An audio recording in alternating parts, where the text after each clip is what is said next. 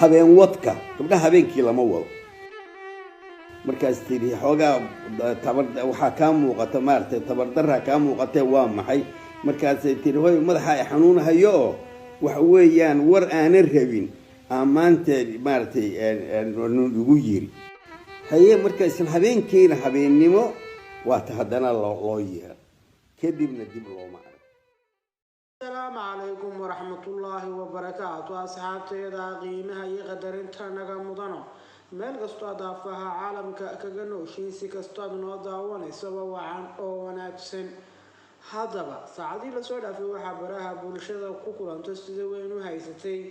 geerida iyo weliba jirdilkii loo geystay Ikraan Tahliil taasoo aan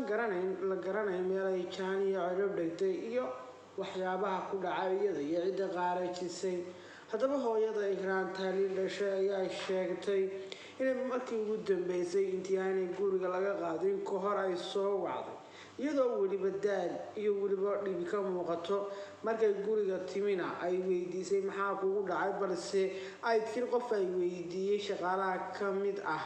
waxyaabo aanan jeclaysan bal haddaba hooyada iyo hadalkeeda aan inay kala waxaa jirtay inaan maalin soo wacay markaan soo wacay waa iga qabatay maxaa kugu dhacay codkeeda laciif ahaay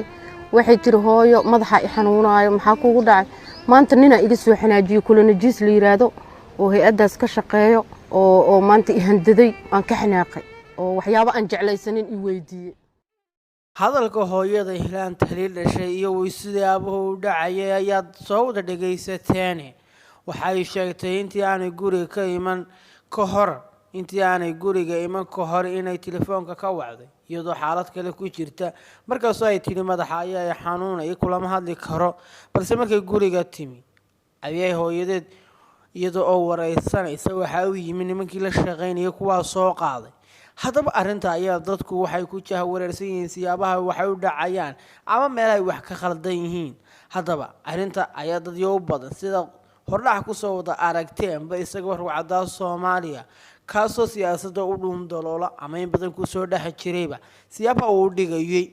ayaa waxa uu sheegay arintani in ay tahay kufsi taasoo markii inanta waxyaabo noocaas loola yimi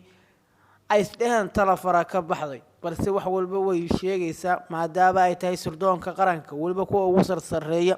waliba ayna ku xidhmi karaan sida laajigeed waliba ay u qaarajiyeen waa sida ay dadyogu ka falcelinayaan ama ay dadyoga baraha bulshada ku kulmayaan intooda badan ay soo qaadanayaan haddaba adiga daawanaya bal commentiga noogu reeb siyaabaha ay wax u dhaceen iyo siyaabaha ay kula tahay adigu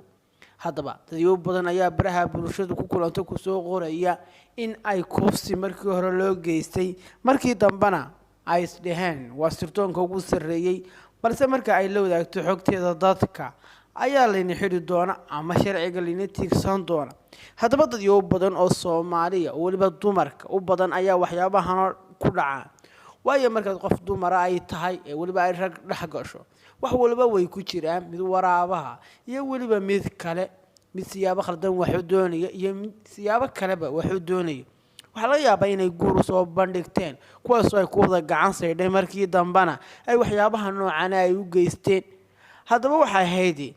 22 jir nolosha hadaf kale taasoo oo ku weyday nolosheeda in ay waxyaabo xun ay ku sameeyaan kuwaas ay ku gacan saydheen waa sida ay dadka baraha bulshada sida weyn ugu kulma ay ka falcelinayaan ama ay leeyihiin siyaabahaas ayaa lagu la kacay markii dambana waxay sirdoonka ugu sareysaa qaranka waxay ka codsadeen ama ay ka baqeen inay sharciga hor keento Ikraan Tahliil oo waliba sharciga taqaana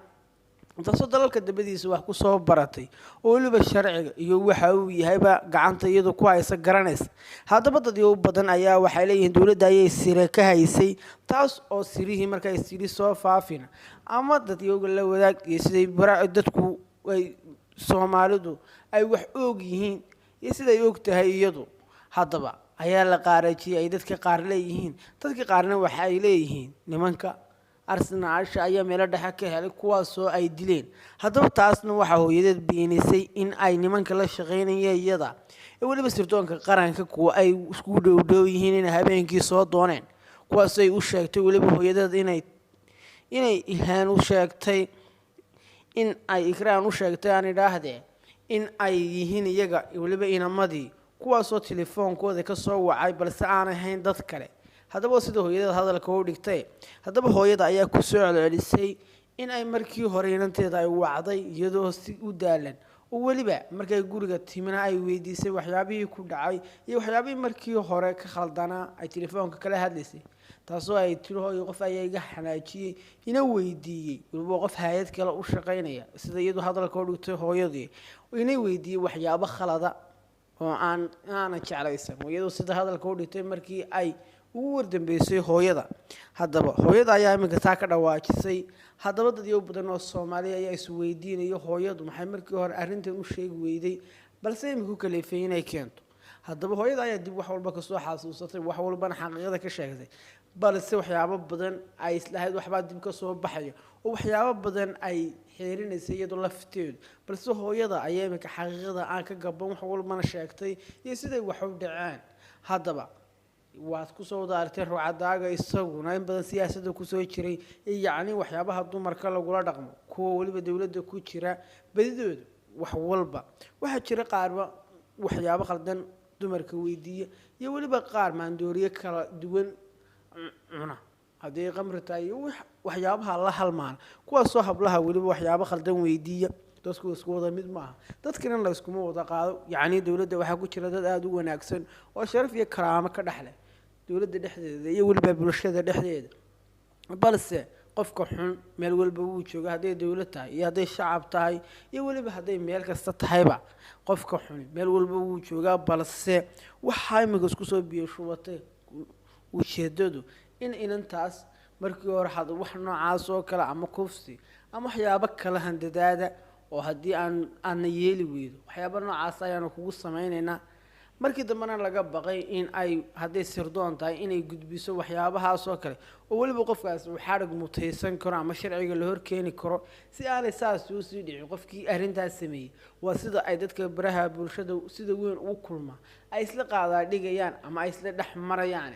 markii hore ayaa arrintu sidan u dhacday bay dhaheen, isla markaana iyagu waxa ay sameeyeen inay taa ka hor tagaan in Ilhaan ay dilaan, weliba ay noloshana ay dhaafiyaan 20 jirka nolosha rajada badan ka lahayd ee maanta nolosheedii weyday. haddaba waxaanu ka codsanaynaa dowladda iyo weliba shacabka Soomaaliyeedba cid ay qusayso, weliba dowladda hadday tahay madaxweynaha, hadday ra'iisul wasaaraha tahay, hadday laamaha amniga tahayba ciddii falkan foosho xun la ka dambaysa inay sida ugu dhaqsaha badan ay sharciga ugu hor keenaan, weliba wuxuu mutaysan yahayna la hor keeno sharciga, weliba lagu qaado waxa uu sharcigu uu ka qabo. haddaba iyaanu qabiil iyo reertoona sharcigu qaban, balse in loo sinaado sharcigu oo qof walba oo khaldama oo sharcigu qabto aanan noqon sharcigu meel lagu kala sareeyo, ha noqdo sharcigu mid ummadda Soomaaliyeed oo dhan dhex u ah oo qof walba qabta inanka madaxweynuhu dhalay iyo inanka ra'iisul wasaaruhu dhalaba inuu sisku u qabto iyo weliba qofka shacabka ah. waan ka codsanaynaa cid kastoo ay qusayso laamaha amniga inay sida ugu dhaqsaha badan arrintan u soo gabagabeeyaan oo cidda ka dambaysayna ay sharciga hor keenaan.